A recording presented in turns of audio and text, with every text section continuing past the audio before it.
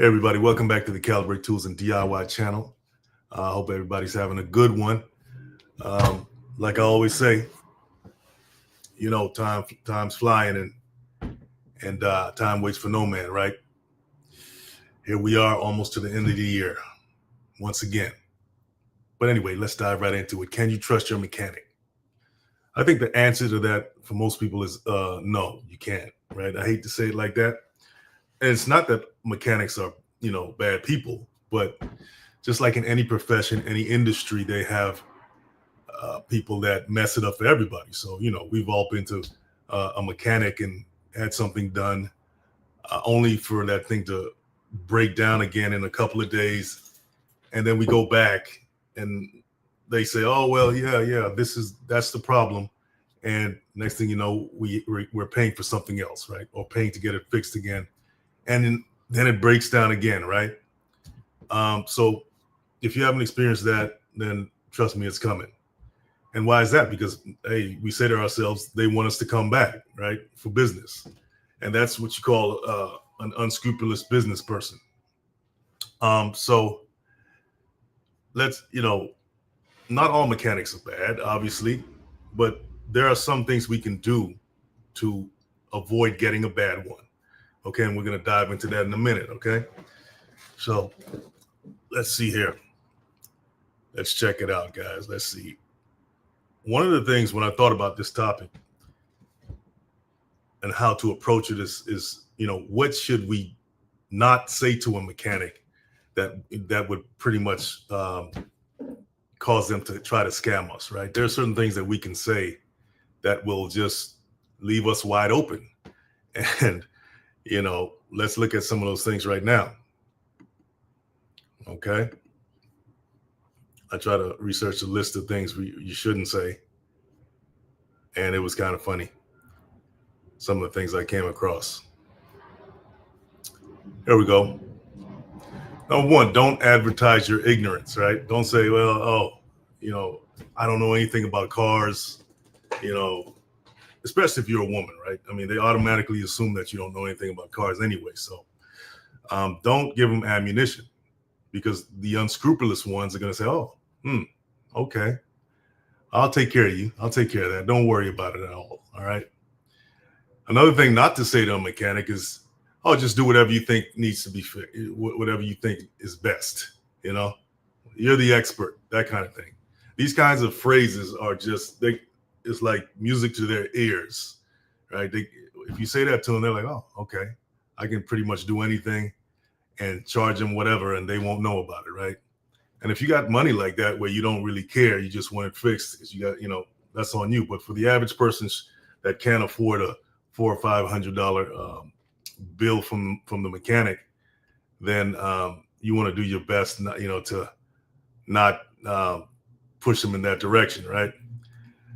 Money's no object. Now, who says that? Nobody. Nobody says. That's actually kind of funny. Nobody says money's no object to a mechanic. I'll just fix it. Money's no object. Yeah, that's absolutely ridiculous, right? That's almost laughable. I have no idea what's wrong. Now, I can see most people saying this to a mechanic, and that's because a lot of people, when something goes wrong, they start panicking because that's their only, means of transportation. So to say something like that, I can see that coming out of somebody's mouth more often than the others. But you don't want to say that either, right? You want to have some idea. What I would say is, I took it to someone else. They looked at it and they told me this. Okay, what do you think, right? That way, you're letting them know that you're performing due diligence on the problem, and they're not the only ones that can. Obviously, they know they're not the only mechanic out there, but they're not the only ones that you're going to go to for the same problem. And if they have it in their head to scam you, right? When you find out that you are being scammed by them, then that's your reputation at stake. I mean, their reputation at stake. And any smart business person doesn't want to put their reputation at stake. All right. So what should you say, right? Say, I'd like to for you to explain the problem and show me if possible, right? Like anytime I've been to a mechanic or whether it's a car or a truck mechanic, I'm always like right up under them. literally, but very close by, looking at what they're doing, because you want to give the impression that, you know, you're not just going to be off in the corner somewhere, unless you're at a shop and they tell you, oh, you know, you can't be here because, you know, this is insurance purposes and all that. I always thought that was kind of I get that part, safety and all, but I've been to some shops where, you know, it was just some mom and pop shop and they're telling me to, you know, stand to the side and all that. And I'm like, okay, yeah, I get it, buddy. All right. And so that always kind of made me think a little bit. But if they are willing to show you the problem, then that's a good mechanic, right? That's somebody that is not trying to hide anything from you, most likely, right?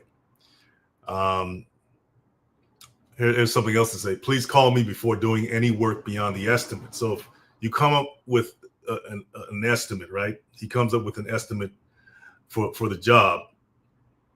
You know, make sure that's written out, right? And everything's in writing. And if there's something else that needs to be done, they should call you before they do it. Like if they don't do that, obviously they violated you in that sense, right? Like why would you do something when you didn't agree to it?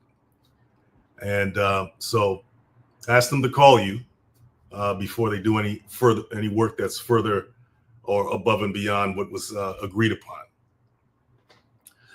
What's the priority order for the repairs, right? In other words, that's just, you know, you should ask them, okay, what's the most urgent repair that needs to be done? Okay, so you can have an idea of, and if they can give you a list of things that needs to be done, you know, if it's a lot of work or whatever, then that's a good mechanic. They're all about, you know, organization. They've already mapped it out in their head what needs to be done, and they have no problem telling you the same thing. Okay.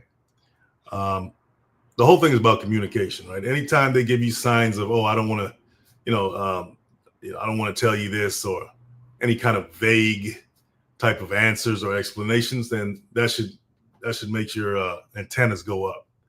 All right.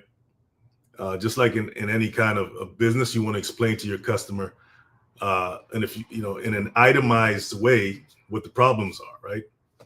This is it, you know, 1, 2, 3, 4, 5, A, B, C, D, E, F. And that's always a good sign you're dealing with a person that's wants to do right by their customers. Another thing you don't want to do is you don't want to signal any kind of desperation. You know, oh, I need it done today. You know, this.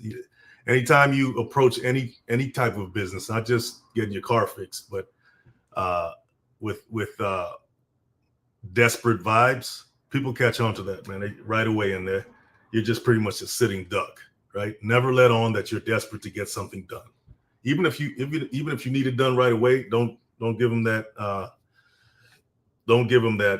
clue that you're desperate to get it done, because you're not thinking straight, right? You're all emotional about it, and that's when they can take advantage of you.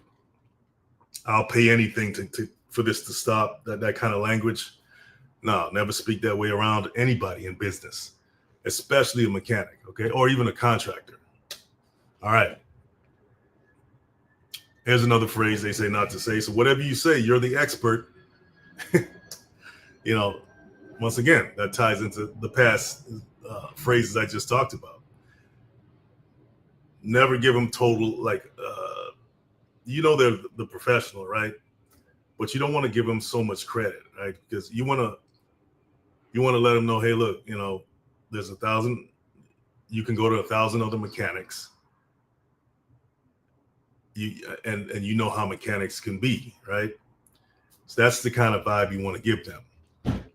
You don't want to be like have an attitude or anything, but you do want to at least say that you're going to get a second, or you've gotten a first opinion already. Now you're looking to get a second one, and then you're going to compare the two. That always makes them say, okay, all right, you know, I can't scam them too hard because they're going to go to somebody else. And I might know that person, or, you know, word gets around, right? So, all right, let's see here. Get written estimates before authorizing the work. So before they start anything, you want to get something in writing, like I said before. Okay, that holds them to the fire if they don't perform, right? So this is something that probably can, I guess, stand up in court.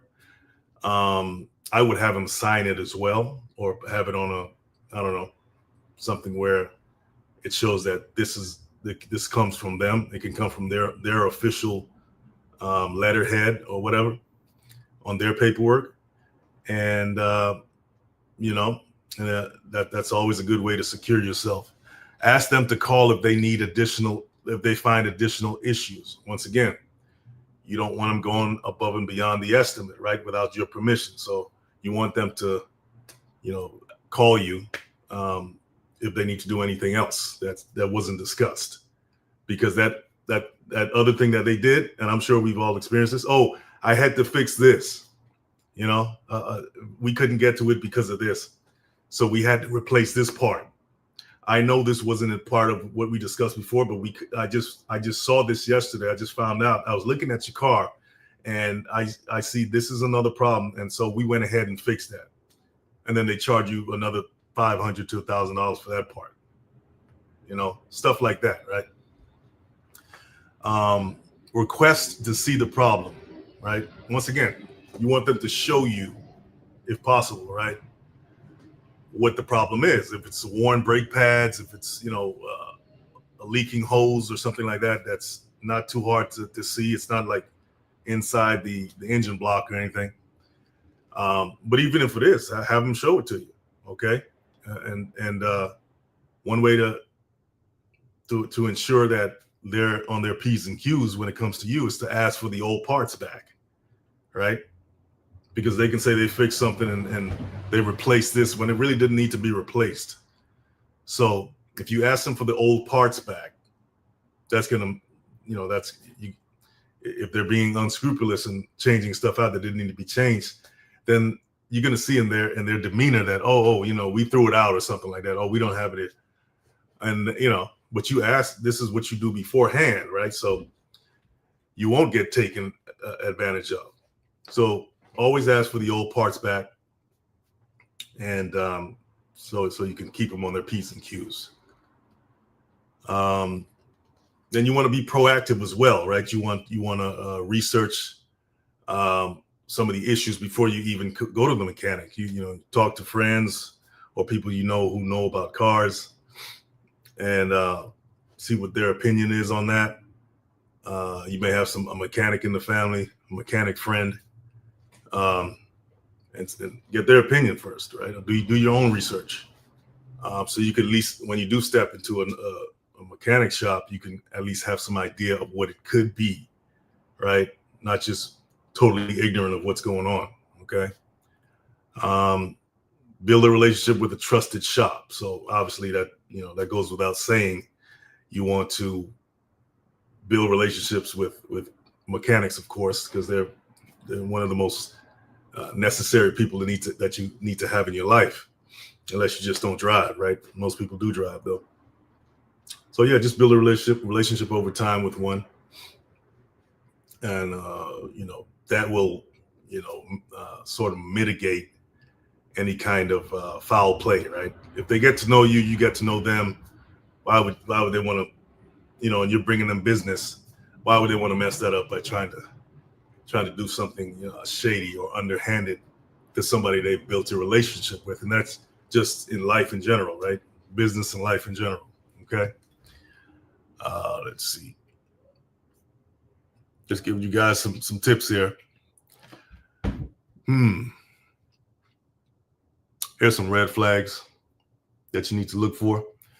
Like I said before, when they refuse to show you the issue, right? Oh, we can't, they're just not willing to at least show you what the problem is.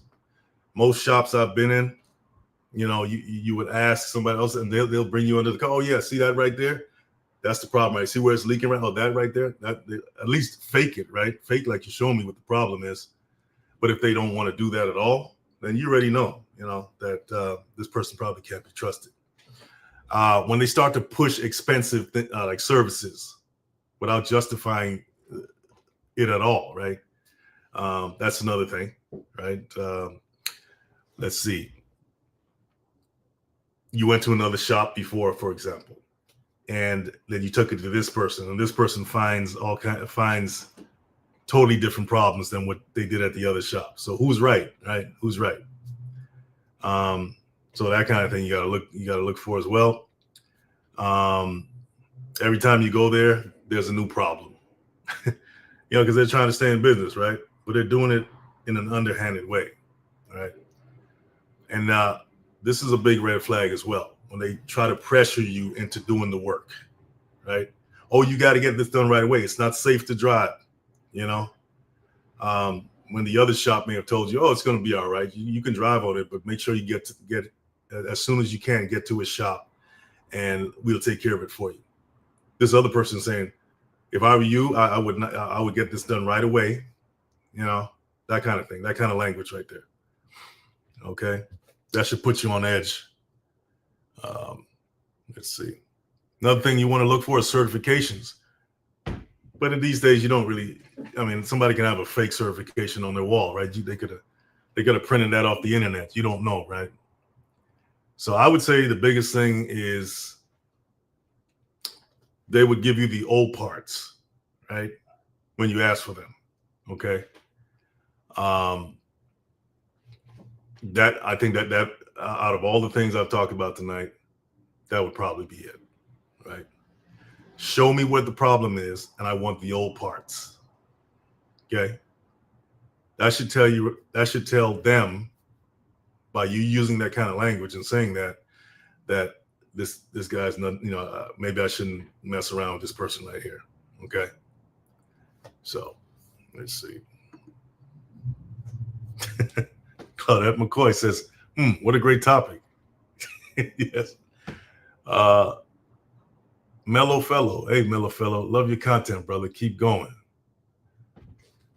Thank you for that, Claudette McCoy, for saying that. I always try to come up with some good topics for you guys. Hope your car is doing well, by the way. And anybody I'm talking to out there, hope your car is doing well. Just don't want you to get scammed. Okay, I just don't want you to get scammed. We all been scammed before. So anyway, guys, that's pretty much it for tonight. Short and sweet.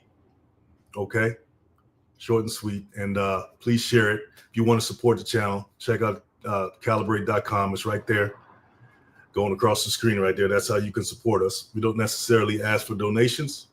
That's why you don't see a Cash App or Venmo link on my content. Mellow Fellow says, I recently had a squirrel chew through my car, so I'm careless. I'm sick about it. Carless, I'm sick about it. Oh, sorry to hear that. Yeah, I've heard that people open their hoods and all kinds of animals in the engine. I guess they're trying to stay warm or something in the cold weather. By the way, the cold weather's approaching us as we speak. So what they do? They chewed up the wires, Mellow Fellow? Is that what they did? Oh, yeah, obviously, yeah. It got to the wiring harness in the engine. Yeah, maybe I should research why those animals like to chew on the wires. Is it the insulation itself that they like, or is it the copper? I don't know. Obviously, it can't be the actual metal that they want to eat. Yeah. Yeah, well, I hope you get to take care of that. And they take care of that harness. Matter of fact, I got to take care of something in my car concerning the headlight and the harness for the headlight as well. It's burnt out. And I was thinking of doing a video about that. Mellow Fellow says they said the wires have like a soy base to the plastic. Okay. Yeah, so it is something. A soy base to the plastic. Interesting. Wow. Well, hey, once again, guys, I appreciate you coming on. I will be back. Matter of fact, look out for a video on Thursday, coming out this Thursday. And I'm going to show you guys another way to take rust off of your tools that's quicker than putting it in the solutions like I did in the last video on how to remove rust. Okay. This one's a little quicker, a little faster, maybe even a little better. So look out for that. Appreciate you guys. Claudette, Mellow Fellow, have a good one. Thanks for supporting. See you in the next one.